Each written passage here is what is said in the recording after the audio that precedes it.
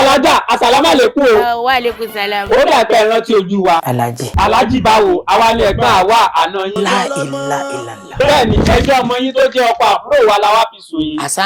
Azan kò sí níwà kẹ́ ìgbèlẹ̀ yín ọmọ yín lórí ọ̀rọ̀ yìí. Èmi ò sí nínú àwọn ìyá ọkọ tí ọmọ gbèlè yín ọmọ o. Ǹjẹ́ ẹ mọ̀ pé ọmọ yín Azan kò ṣe àbúrò wa láṣọ wò láti ìgbà tán ti ṣègbéyàwó? Bẹ́ẹ̀ni. Irú Hasani náà. Abẹ́fẹ́ sọ pé ìgbọ̀nsọ́rọ̀ ìtẹ́lẹ̀. Nobody tell you wo bẹ́ẹ̀. Àwa mọ̀ pé Azan ti lè níyàwó mi síta.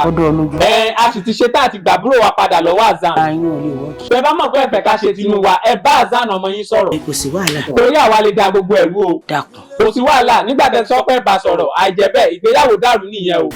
Ẹ download Card Cosmic lónìí. Kó o jàǹfààní 3,000 naira bó bá ṣe ń sign up. Lọ́fẹ̀ẹ́ lófò. Àwọn àǹfààní tó tún wá máa rí ni bí pé kó o máa lóòdù káàdì ń bẹ̀. Ó dẹ̀ sọ owó ẹ tó wà nínú ẹ kó sọ di BTC. Wo tó bá fẹ́ jẹ àǹfààní babambari join WhatsApp channel wa a máa bẹ́ẹ̀ fi 5,000 naira kún. Láti máa withdraw kò dẹ́ ṣe pé tó bá bẹ́ẹ̀ fi 5,000 naira kún 3,000 yẹn má fi gbé olóṣó má dẹ̀ fi play bet naija. Má play tẹ́tẹ́ o. Má play tẹ́tẹ́. Oníṣòrí bò. Àmín.